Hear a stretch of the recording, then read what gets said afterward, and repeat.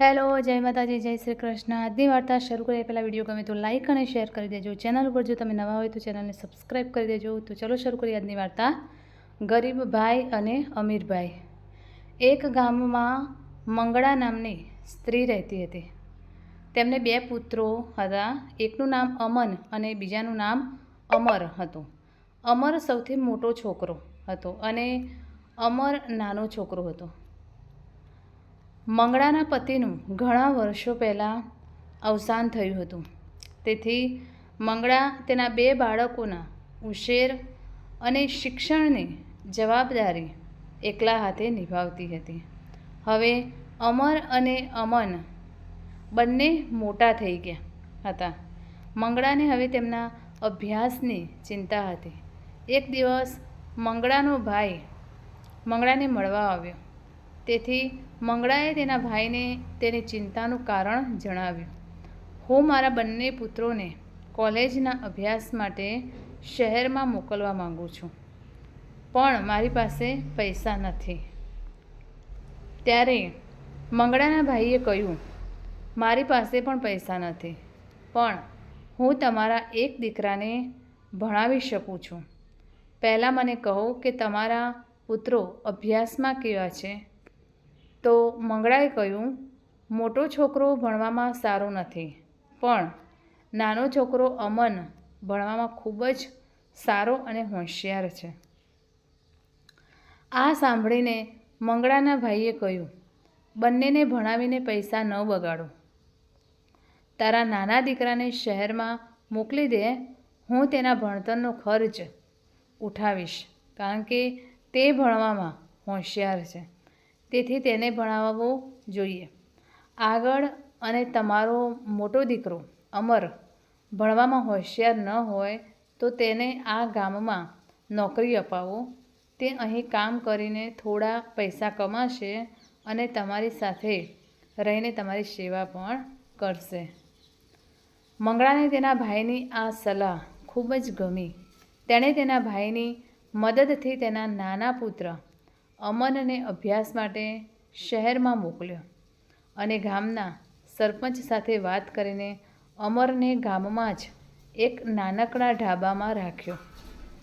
અમર ગામના ઢાબામાં કામ કરવા લાગ્યો અને થોડા પૈસા કમાઈને તે તેની માતાને ઘર ચલાવવામાં મદદ કરવા લાગ્યો। અહીં શહેરમાં જ અમને પોતાનો અભ્યાસ પણ પૂરો કર્યો અને શહેરની એક બહુ મોટી ફૂડ ચેઇન હોટેલમાં મેનેજરની નોકરી મળી। આ ખુશખબર આપવા તે ગામમાં આવ્યો અને તેની માતા અને ભાઈને મીઠાઈ ખવડાવીને તેની નોકરી વિશે જણાવ્યું। તેણે તેની માતાને કહ્યું, તેને શહેરની એક મોટી ફૂડ ચેઇન હોટલમાં નોકરી મળી ગઈ છે। માતાએ પૂછ્યું, આ ફૂડ ચેઇન હોટેલ શું છે? પછી મોટા પુત્ર અમરે કહ્યું કે આવી હોટેલો જેની શાખાઓ અલગ અલગ શહેરોમાં ખુલી છે તેને ફૂડ ચેઇન હોટલ કહેવામાં આવે છે। આ સાંભળીને મંગળાએ તેના નાના પુત્રને ખૂબ આશીર્વાદ આપ્યા। બીજા જ દિવસે અમન તેના મોટા ભાઈ અને માતા સાથે શહેરમાં આવ્યો અને ત્રણેય શહેરમાં સાથે રહેવા લાગ્યા। એક દિવસ સાંજે કામ પતાવીને અમન ઘરે આવ્યો ત્યારે તેણે તેના મોટા ભાઈ અને તેની માતાને કહ્યું, આપણી હોટેલના સાહેબ આજે રાત્રે જમવા માટે અમારા ઘરે આવી રહ્યા છે। માતાએ કહ્યું, આ બહુ સારી વાત છે, તમે બજારમાંથી શાકભાજી લાવો, હું તેમના માટે ભોજન બનાવીશ। તો અમરે તેની માતાને ના પાડી અને કહ્યું, માં, તારી તબિયત સારી નથી, તેથી હું અમનના બોસને આવકારવા જમવાનું તૈયાર કરીશ। અમન સારા પગારની નોકરી કરતો હતો, તેથી તે થોડો અહંકારી હતો અને તેના મોટા ભાઈને ઓછો આંકતો હતો। તેને લાગ્યું કે તેનો ભાઈ કંઈ કરી શકશે નહીં અને તે હંમેશા ગરીબમાં ગરીબ જ રહેશે। અમને આશ્ચર્ય સાથે પૂછ્યું, તમે ખાવાનું ક્યારે શીખ્યા અને તમે રસોઈ પણ કરી શકો છો? પછી અમરે કહ્યું, હા, હું ગામમાં એક નાનકડા ઢાબામાં કામ કરતો હતો. ત્યાં રહીને મેં જમવાનું શીખી લીધું. ચિંતા કરશો નહીં, જ્યારે તમારો બોસ મારા દ્વારા બનાવેલો ખોરાક ખાશે ત્યારે તમારી આંગળીઓ ચાટતા રહેશે. એટલામાં ડોરબેલ વાગી અને અમરે કહ્યું, જુઓ અમન, લાગે છે કે તારો બોસ આવ્યો છે. હું દરવાજો ખોલીશ. અમને તરત જ અમરને રોક્યો અને કહ્યું, તને કપડાં પહેરવાની રીત ભાત નથી. તમે ગરીબ અને અભણ વ્યક્તિ જેવો પોશાક પહેરો છો, તેથી દરવાજો ખોલશો નહીં તો બોસ એમ વિચારશે કે આપણે આટલા પછાત લોકો છીએ. અને જ્યાં સુધી બોસ છે ત્યાં સુધી બોસની સામે ન આવો, ફક્ત રસોડામાં જ રહો.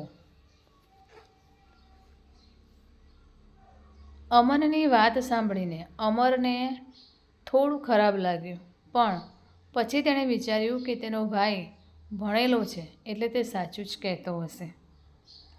અમન બોસને અંદર લાવ્યો અને તેની માતા સાથે પરિચય કરાવ્યો.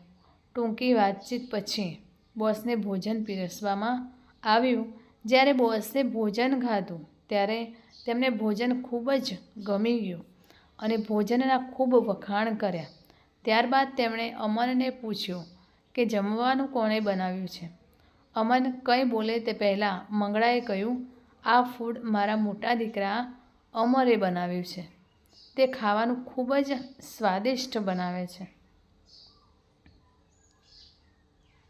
બોસે અમન તરફ જોયું અને કહ્યું, તમે મને તમારા ભાઈ સાથે પણ ઓળખાવ્યો નથી. મારે તમારા ભાઈને મળવું છે. તે ખૂબ જ સ્વાદિષ્ટ ખોરાક રાંધે છે. આ પછી અમરે ભારે હૈયે તેના મોટા ભાઈ અમરને ફોન કર્યો. અમર આવતાની સાથે જ બોસે અમરના ખૂબ વખાણ કર્યા અને તેને તેની હોટેલમાં ચીફ કન્ફેક્શનર તરીકે નોકરી આપવા માંગતા હતા અને કહ્યું કે બીજા દિવસે તમારે હોટેલમાં આવીને સ્વાદિષ્ટ ભોજન બનાવવું પડશે. અમે તેનું પરીક્ષણ કરીશું અને તમારી નોકરી કન્ફર્મ થશે.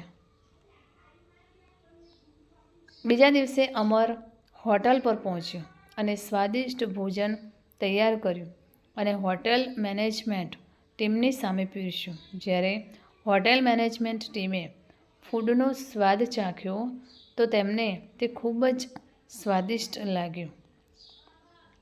પછી બોસે અમરને કહ્યું, મને તમારા દ્વારા બનાવેલ આ સ્વાદિષ્ટ ભોજન ખૂબ ગમ્યું, પણ મને દુઃખ છે કે તમારો ભાઈ તમને અહીં કામ કરવા જોવા નથી માગતો. આજે જ્યારે હું મારા ઘરેથી હોટેલમાં આવી રહ્યો હતો ત્યારે મેં જોયું કે અમન એક ચોકમાં તેના એક કર્મચારી સાથે વાત કરી રહ્યો હતો. તેથી હું ત્યાં ચૂપચાપ ઊભો રહ્યો અને તેને સાંભળવા લાગ્યો. તેથી મેં સાંભળ્યું કે અમન મારા કર્મચારીને કહેતો હતો કે જ્યારે તમે મારી હોટેલમાં આવો અને ખોરાક રાંધશો ત્યારે તે કર્મચારી તમારા ભોજનમાં વધુ મીઠું ઉમેરશે. આ કારણે તમે આ નોકરી મેળવી શકશો નહીં.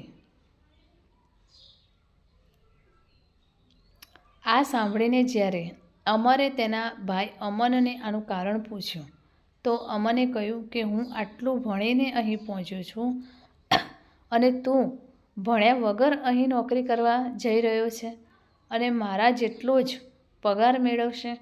હું આ સહન ન કરી શક્યો અને હું ઈચ્છું છું કે તમે ફક્ત મારા દ્વારા આપેલા પૈસાથી જ તમારું જીવન જીવો અને જીવનભર મારા ઋણી રહો. તેથી જ મેં તે કર્યું, પણ હવે મેં જે કર્યું છે તેનો મને પસ્તાવો થાય છે. મને માફ કરજો મારા ભાઈ. પછી બોસે કહ્યું, અમર, આજથી તું અમારી જગ્યાએ કામ કરશે અને હું તારા ભાઈ અમનને આજે જ નોકરીમાં કાઢી મૂકું છું.